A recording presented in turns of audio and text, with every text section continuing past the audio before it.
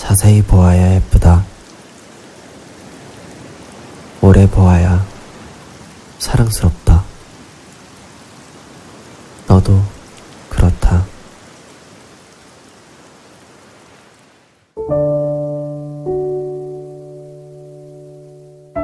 단 3줄짜리. 어려운 표현 하나 없는 이 짧은 시가 수많은 이들에게 깊고 잔잔한 울림을 선사합니다. 외롭고 상처받은 이들을 따뜻하게 보듬어주는 시를 써온 시인 나태주 집사. 일상에서 건져올린 소재와 언어들로 하나님이 창조하신 아름다운 세상과 사람들을 노래해왔는데요. 갑작스럽게 찾아온 병, 죽음을 눈앞에 둔 고통 속에서 모든 것을 주관하시는 하나님의 섭리를 확신하게 됐습니다. 한국인이 가장 좋아하는 시의 주인공 나태주 시인의 시와 신앙 이야기가 펼쳐집니다.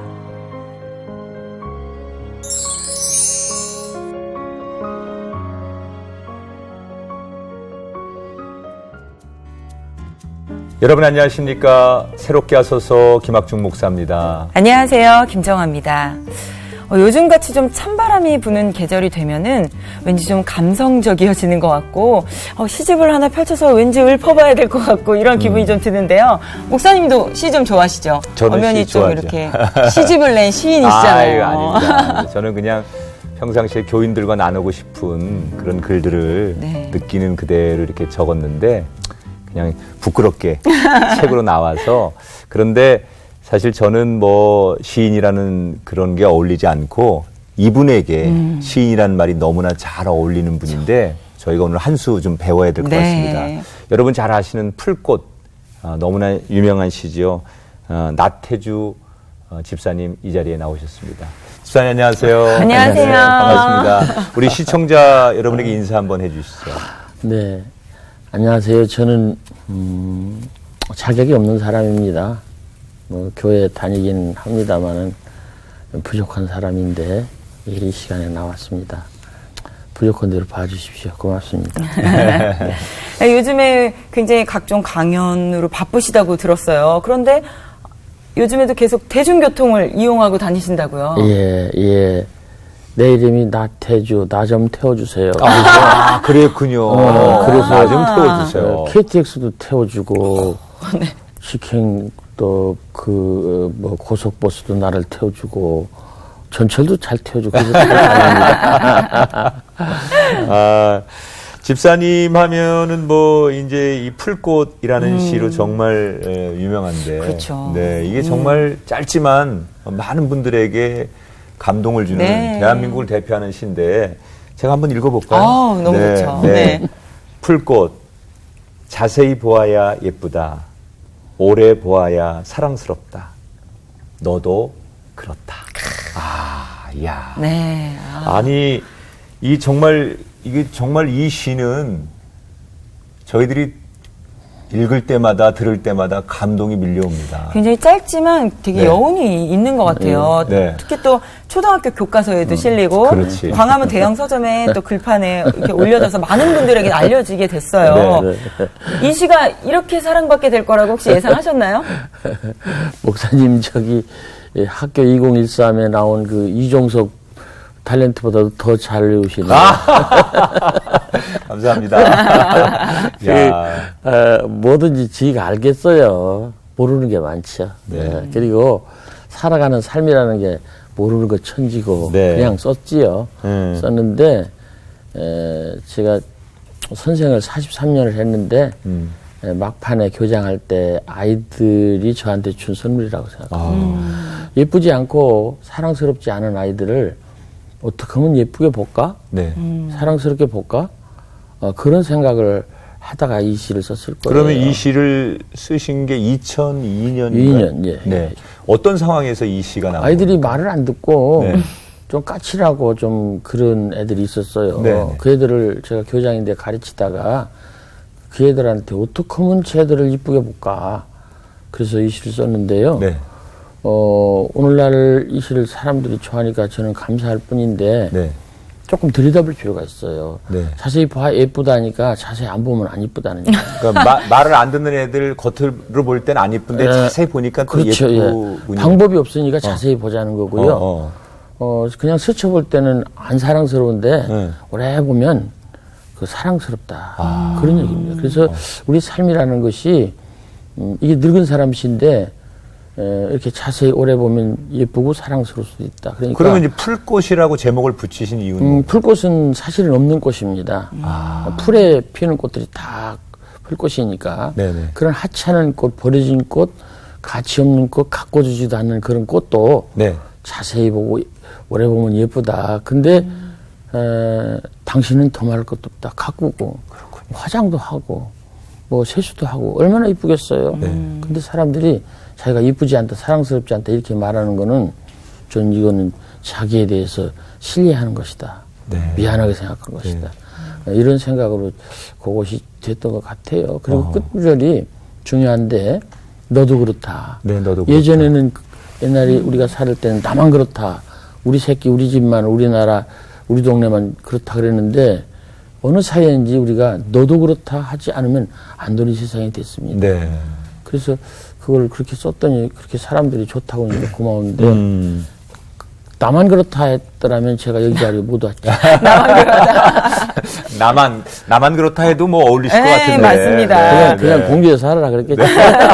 아니 근데 이 너도 그렇다라는 구절에서 왠지 저희는 또 하나님을 믿는 사람이니까 왠지 네. 하나님의 마음이 느껴지는 그렇죠. 구절이 그 음성 아닌가라는 같지요, 생각이 좀 들어요. 참 그렇게까지 하면 좀 가난하지요. 아니 네. 또 특별히 하나님께서 달란트를 주셔서 또 이렇게 시인으로 활동을 하고 계시잖아요. 근데 전문적인 시인이 아니라 교사로 아까 얘기해 주셨지만 활동을 하셨단 말이에요. 어떻게 그럼 교사로 활동하시다가 또 시까지 이렇게 쓰시게 되신 거예요? 본래가 시인이 되고 싶었어요. 네. 원래. 제가 어렸을 때 꿈이 입에 발린 말로 하는데 16살 때 꿈이 시인이 되는 거 첫째, 이쁜 여자한테 장가가는 거 둘째, 그 고향이 서천인데 공주에 사는 거 셋째. 네, 그래서 26살 때 시인이 됐고. 그 두 번째 소원은 저하고 똑같으시네요. 남자들이 다 그래요. 남자들이 다 그래요. 그래서 저희 집사람이 있으면 이루어졌다고 하고 없으면 안 이루어졌다고 그러는데 그것도 저하고 똑같이. 남자들이 다 그래요. 근데 저는 사실은 하나님께서 저는 이런 얘기 할 자격은 없는데 내가 하나님을 모를 때도 나를 알고 계셨다라고 생각합니다. 네. 제가 중학교 2학년 때 눈이 빠져본 적이 있어요. 네. 가로수에 이제 부딪혀가지고 트럭 타고 가다 오른쪽 눈이 이제 완전히 빠졌거든요. 그래서 내 손으로 눈을 쥐어봤는데 내 눈알을요. 네. 엄청 커요. 네네. 눈알이 굉장히 큽니다. 오. 한 주먹이에요. 큰 사고를 어린아이 당하신 주먹이겠지만. 거네. 네. 그래서 내가 집어넣었어요. 네. 눈을요. 요만큼 빠진 걸 집어넣었다니까요. 네. 그때 저는 나는 모르고 있었지만 하나님께서 저 지금 눈 멀쩡하거든요. 네. 그렇게 하고 살았어요. 그 뒤로 이제 수술하고 살았는데 수술도 별거 아니고 그렇게 했는데 그런 때도 저를 선택하셨고 네. 보호하셨다고 생각합니다. 제가 신자도 아니었고 하나님을 선택하지 않았고 하나님을 알지 못했는데도 그때부터도 이제 저를 선택하셨고 보고 계셨고 알고 계셨다. 이게 요즘 제 생각. 집사님은 그러면 뭐 어릴 적에 가정 이렇게 환경 무당 집안이었어요. 무당 집안이었고 다만 할머니가 이제 종교심이 있으셔서 절에 다니셨고 그리고 막판에 이제 돌아가시기 한 석 달 정도 교회에 나가셨고. 몇 남매셨어요? 지집 복잡해요.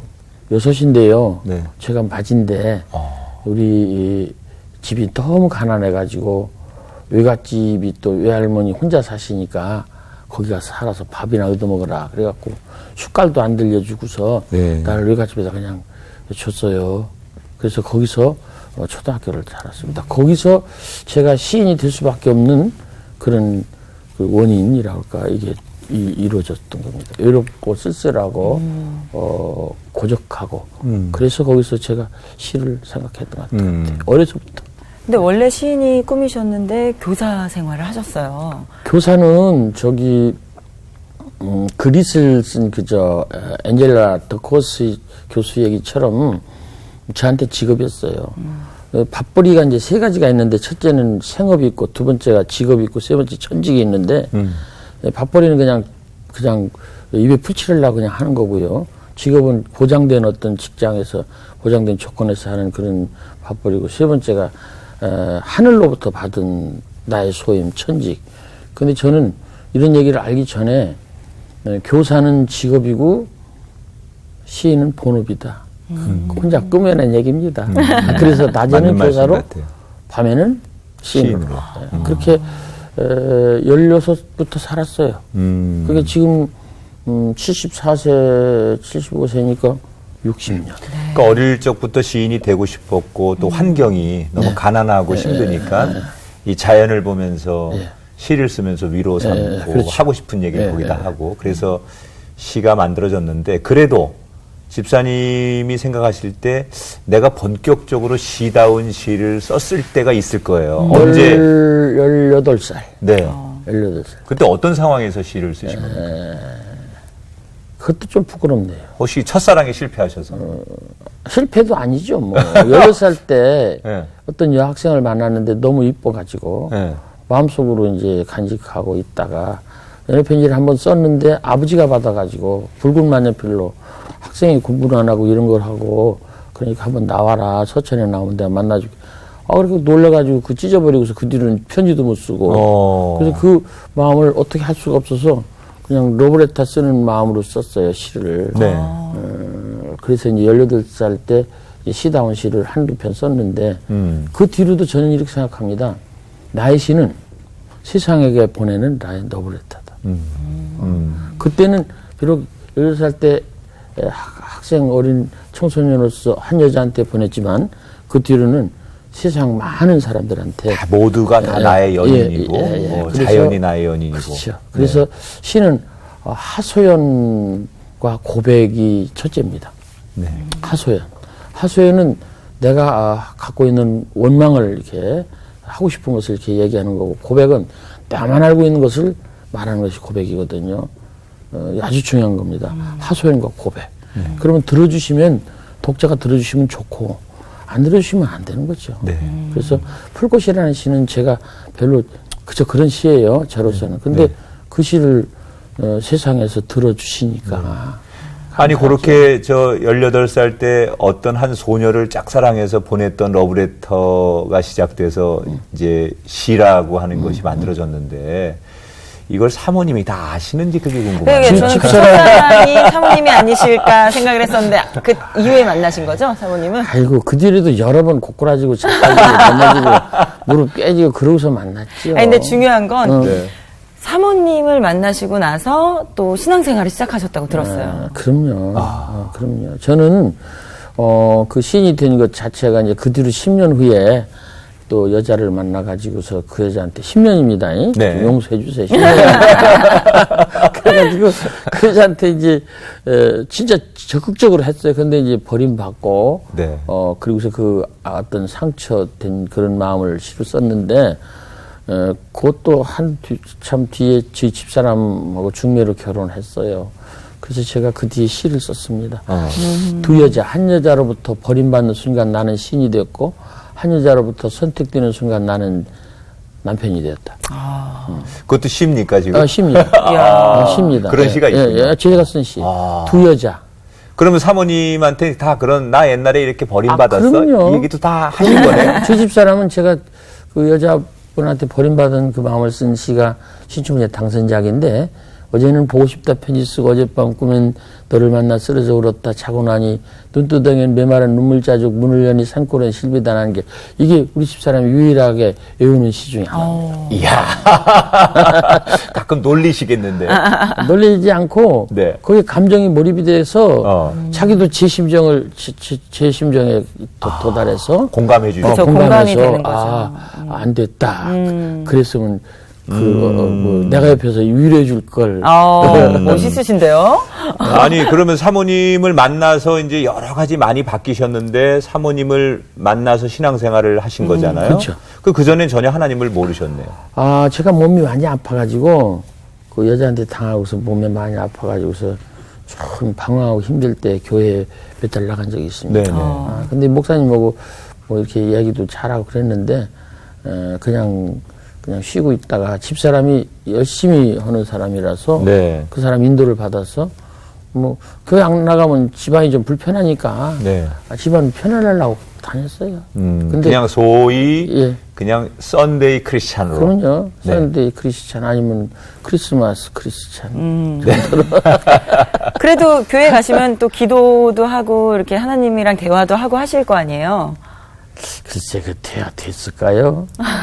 대화 안 됐을 것 같아요. 그냥 따라만 다니는 예, 예. 아내를 따라만 예, 예, 다니는 예, 예. 전형적인 그런 남편? 네. 그런 신자. 예, 그래도, 그런데 예. 그랬던 집사님이 분명 어떤 계기를 통해서 이제 하나님이 나의 아버지라는 고백을 하시게 됐을 것 같아요. 하나님이 그냥 내버려 두진 않았을 것 같은데. 하나님이 진짜 무서운 분입니다. 당신이 들여 쓰시고자 하면 네. 어떤 방법으로든지 그를 이제 팽개치든지 깨틀든지 이렇게 하시거든요. 네. 그래서 제가 62세 봄에 3월 1일 날 새벽에 쓸개가 100% 터져가지고 교직 정년 6개월 앞두고 병원에 갔어요. 네. 제 발로 걸어갔지요. 제가 택시 불러서 갔는데 들어가서부터는 이제 뭐 중환자실로 들어가서 뭐 6일 길게 살아야 6일 3일 만에 죽는다 그랬는데 안 죽었어요. 안 죽었는데 밖에서 장례 준비 다 했고 기다리고 있고 나중에 그러더라고요. 밖에서는 다 기다리고 있는데 안에서 있는 사람이 죽을 준비가 안 돼 있다고. 제가 죽을 준비가 안 돼 있었어요. 진짜. 네. 그래서 15일 동안 밤낮으로 24시간 일을 갈고 제가 그래서 이가 이렇게 그때 일자를 갈렸어요. 너무 고통 때문에 너무 힘들어하시다가. 그래서 지금도 뜨거운 거 찬 걸 먹으면 노인네들이 좀 시리지만 끄트머리가 시립니다. 신경이 끊어져가지고. 네, 네. 그런데 그렇게까지 했는데 그 속에서 제가 하나님을 만났습니다. 어떤 상황이었습니까? 3일 동안 제가 아들이 본 경과에 의하면 정신이 말하자면 나가 있었어요. 3일 동안? 3일 동안. 그런데 제가 그 상태에 이렇게 누워 있었는데 엎어져 있더라고요, 제가요. 그리고 밑에 물이, 검은 물이 이렇게 있는 호수 같은데 제가 떠 있고, 네. 앞에 이렇게 아치형으로 이렇게 각도기처럼 이렇게 생긴 아치형으로 반달로 된 아치형이 있는데 그쪽에서 흐릿한 하얀 빛이 나오더라고요. 근데 이제 거기를 제가 이렇게 헤엄쳐 비슷하게 가고 있었어요. 네. 근데 그 순간에 너무 편안하고 너무 자유롭고 너무 고요하고 네.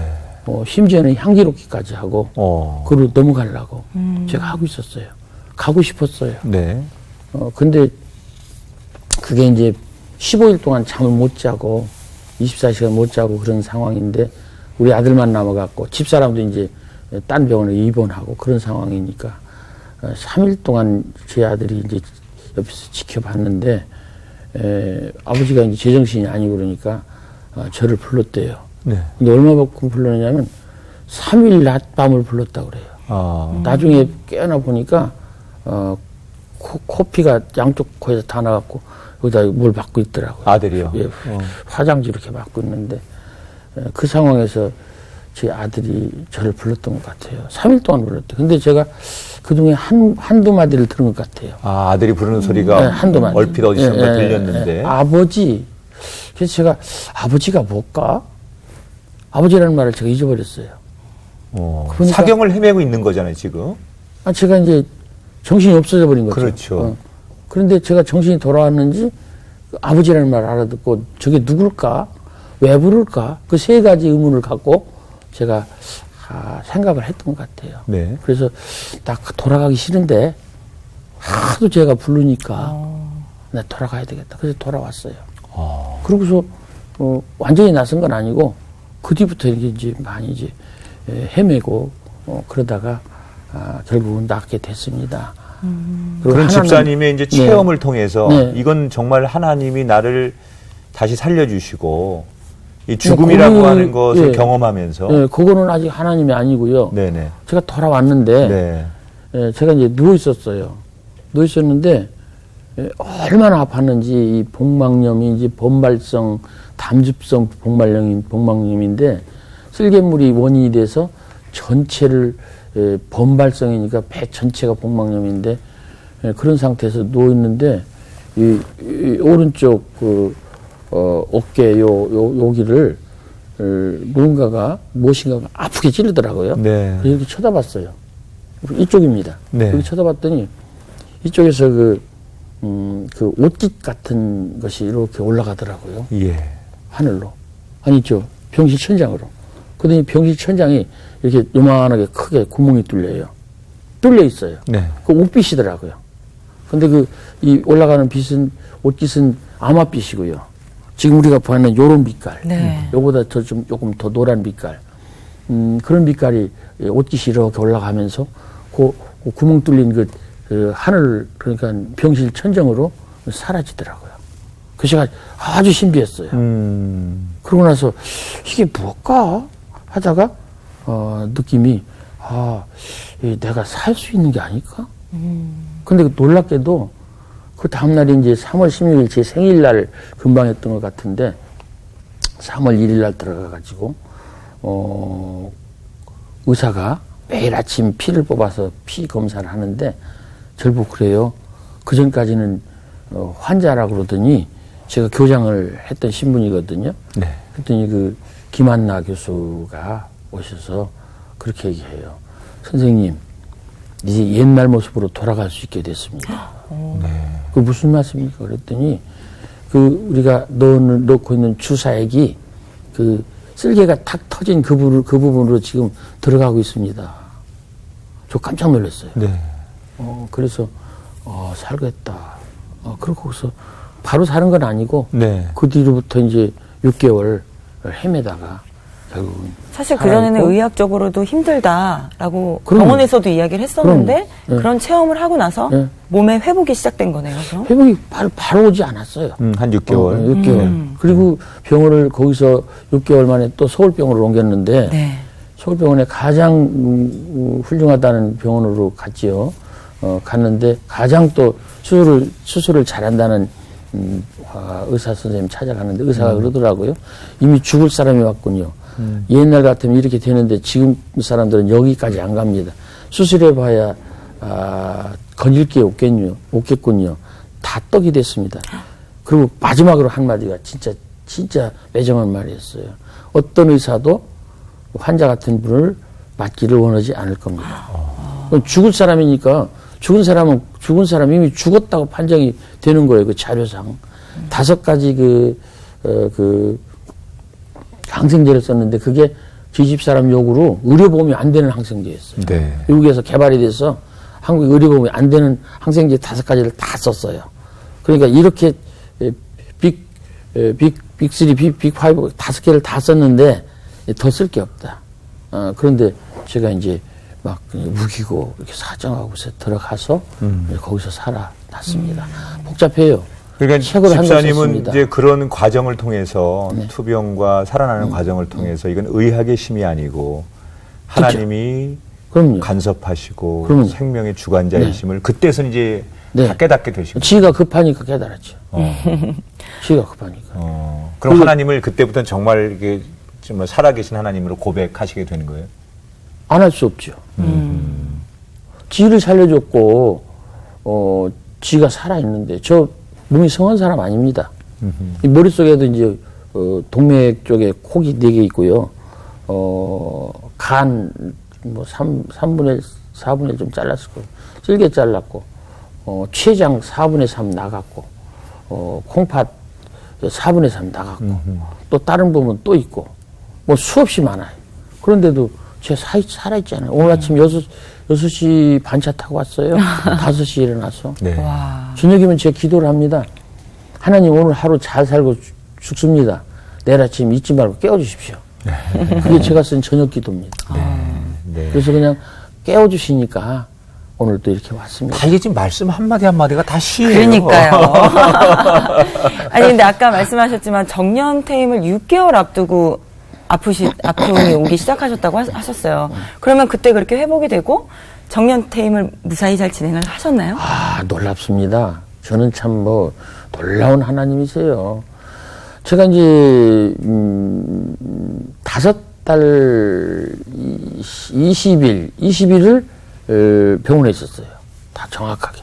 그런데 그 5달 20일을 우리 교감 선생님이 그걸 법적으로 하나도 어긋나지 않게 다 그걸 계산해서 연가, 병가, 특별휴가 뭐 이렇게 해서 뭐 해서 다 해서 5달 20일을 다 적법하게 처리했어요. 네. 그리고서 8월 20일에 퇴원해서 21일 학교 출근해서 30일 날 정년 퇴임식하고 와. 31일 날 훈장 받고 나는 어떻게 하나님이 그렇게 안 살려주실 것 같더니 그렇게 살려주셔가지고 예. 아니 또 병실에 누워 계시는 동안 많은 분들이 또 오셔서 함께 시간을 보내주셨다고 들었어요. 많이 왔지요.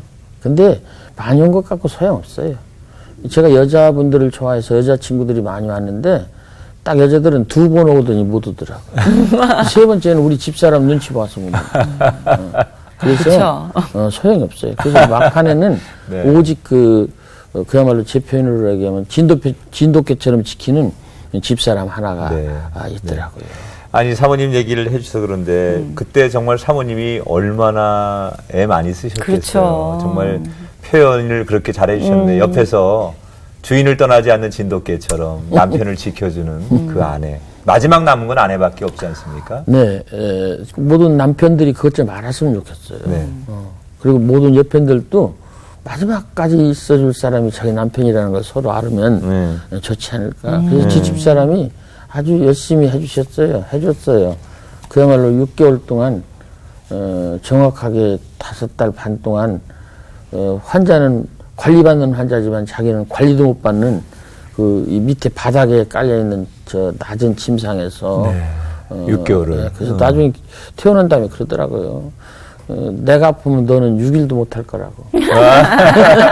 아니, 그러니까 만며느리로 시집 오신 거 아니에요. 예. 그러네요. 그래 얼마나 또 옛날엔 그 가난한 집에 만며느리면은 시동생들 또 시누이들 뭐 부모님들 참 고생 많이 하셨겠네요. 제가 고생을 시켰습니다. 네. 다른 분들이 고생시킨 게 아니라 제가 글 쓴다고 네. 돈 빌리러도 많이 보내고 글 쓴다고 집안을 썰렁하게 많이 하고 그랬어요. 네. 아니 그래서 그런 마음을 담아서 우리 사모님을 위한 시를 또 쓰셨다고 들었어요. 저는 집사람을 위해서도 시집을 한 권 썼으니까 네. 모은 것이 한 권이니까 시를 많이 썼지요. 그 집사람하고 그래서 직접 오늘 좀 아내를 위해서 쓴 시 중에 하나를 낭송해 주시자고 저희가 부탁을 그러니까요. 드렸는데. 예, 그러지요. 서울에 있는 병원에 갔는데 또 여전히 살아나질 않았습니다. 사모님도 괜찮으셔서. 예, 그 사람도 힘들었고 저는 더 살아나지도 않고 그래서 막 빠지다 싶었어요. 아주 힘들었습니다. 하나님이 좀 살려주셔야 되겠더라고요. 그리고 집사람은 기도를 하는데 하나님 저는 절대로 혼자서는 공주에 돌아가지 않습니다. 알아서 오세요. 이렇게 이제 협박적으로 기도를 했어요. 네. 근데 이제 별로 좋은 기도는 아닌데 하여튼 하셨군요. 하나님이 참 골치 아프셨을 거예요. 그런 아내를 위해서 남편이 정말 간절한 마음으로 쓰신 시 직접 좀 읽어주시죠. 네. 너무 그러지 마시어요. 너무 그러지 마시어요. 너무 섭섭하게 그러지 마시어요. 하나님 저에게가 아니에요. 저희 아내 되는 여자에게 그렇게 하지 말아달라는 말씀이에요. 이 여자는 젊어서부터 병과 함께 약과 함께 산 여자예요. 세상에 대한 꿈도 없고 그 어떤 사람보다도 죄를 안 만든 여자예요. 신발장에 구두도 많지 않은 여자고요. 한 남자의 아내로서 그림자로 살았고 두 아이 엄마로서 울면서 기도하는 능력밖에 없었던 여자이지요. 자기 이름으로 꽃밭 한 평, 채전밭 한 떼기 가지지 않은 여자예요. 남편 되는 사람이 운전조차 할 줄 모르는 숙명이라서 언제나 버스만 타고 다니는 여자예요. 너무 그러지 마시어요. 가난한 자의 기도를 잘 들어주시는 하나님, 저희 아내 되는 사람에게 너무 섭섭하게 하지 마세요.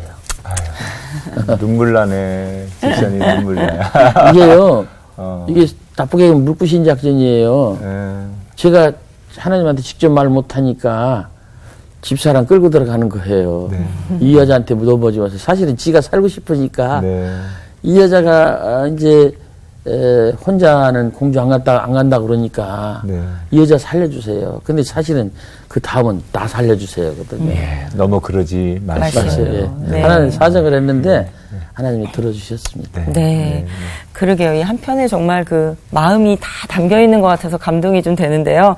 이 시에 화답해서 또 사모님도 시를 쓰셨어요. 알고 계시죠, 지사님? 그게 우리 집사람이 쓴 게 아니고 네. 어떤 그 유명한 능력 있는 남자 시인이 네.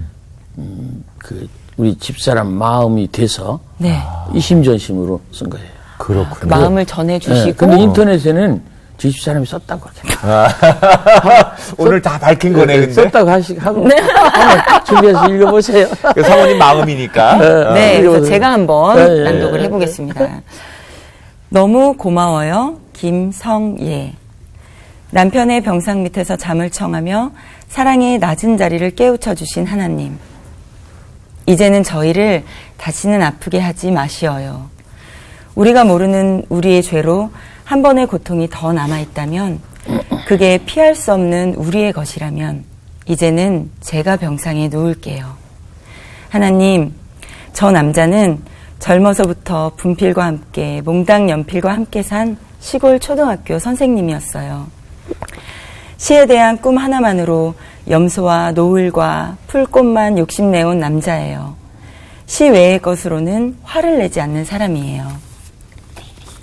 책꽂이에 경영이니 주식이니 돈 버는 책은 하나도 없는 남자고요. 제일 아끼는 거라곤 제자가 선물한 만년필과 그간 받은 편지들과 외갓집에 대한 추억뿐이에요. 한 여자 남편으로 토방처럼 배고프게 살아왔고 두 아이의 아빠로서 우는 모습 숨기는 능력밖에 없었던 남자지요. 공주 금강의 아름다운 물결과 금악동 뒷산의 푸른 그늘만이 재산인 사람이에요. 운전조차 할 줄 몰라 언제나 버스만 타고 다닌 남자예요. 승용차라도 얻어 탄 날이면 꼭 그 사람 큰덕 봤다고 먼 산 보던 사람이에요. 하나님, 저의 남편 나태주 시인에게 너무 섭섭하게 그러지 마시어요. 좀만 시간을 더 주시면 아름다운 시로 당신의 사랑을 꼭 갚을 사람이에요. 야. 저는 왜 자꾸 지금 이 시를 들으면서 눈물이 나죠? 아, 고맙지요. 그 시를 대신 써준 그 시인도 고맙고요. 젊은 시인인데 시를 참 잘 써요. 그 시인이 이제 대학 다닐 때, 공주에서 다닐 때 저를 알았어요. 저희 집에도 여러 번 왔고요. 그래서 사정을 잘 알기 때문에 그렇게 그야말로 이심전심으로 네. 엠퍼시가 돼서 네. 감정이입이 돼서 쓰지 않았나 그러니까 싶어요. 아유, 이렇게 이제 공감이 되니까 참 이렇게 울컥해지는데 그 살면서 정말 내가 정말 가장 아팠던 순간들이 또 있죠. 있죠. 네. 누구에게나 있습니다. 어떤 일이 있었습니까, 뭐 집사님에게? 공개하기가 좀 그런데요. 우리 집 식구가 좀 안 봤으면 좋겠다. 그 일본 버전이기는 합니다만은 남자의 세 가지 불행이 있어요. 첫째는 소년 출세, 두 번째는 중년 망실, 세 번째는 노년 빈곤. 그러니까 소년기에 출세를 하면 그게 불행의 원인이 될 수 있다는 거예요. 네. 그다음에 중년에 배우자를 잃으면, 네. 노년에 돈이 없으면, 네. 이게 굉장히 중요한 거거든요. 근데 우리 아들아이가 아내를 한번 잃었어요. 아내를 잃었는데 손자아이를 또 하나 두고 근데 그걸 5년 만에 복구를 했어요. 네. 다시 좋은 우리 며느리가 들어와서 또 아기를 떠났어요.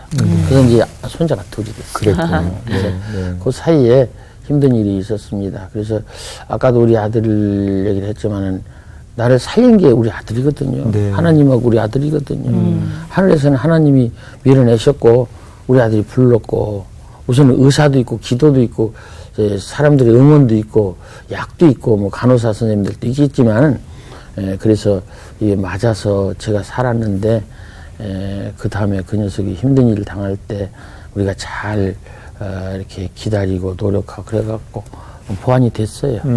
그래서 이제 우리 손자아이가 2살 반 때 지집에 왔을 때 할머니하고 꽃을 갖고 왔더라고요.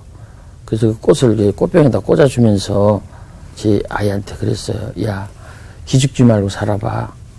꽃 피워봐. 참 좋아. 제가 얘기를 했어요.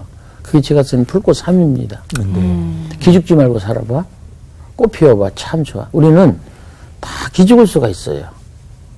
그래서 여러 가지 요인으로 기죽을 수가 있는데 그렇다고 자기가 기사라서 막 남한테 피해주라는 게 아니고 적어도 기죽지 말고 우리가 끝까지 잘 살아볼 필요가 있습니다.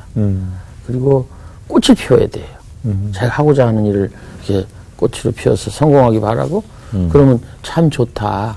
이게 불꽃 3인데 의외로 이 시를 많이 또 가져가는 사람이 있어서 감사하게 생각합니다. 네. 그런 소주를 위해서 만든 네, 시. 집사님 또 스스로의 아픔을 이겨내기 위해서 생각한 것들을 시로 쏟아내신 거니까 그냥 글이 아니라 이건 손자아이가 준 선물입니다. 네, 삶으로. 네, 삶으로. 그래요.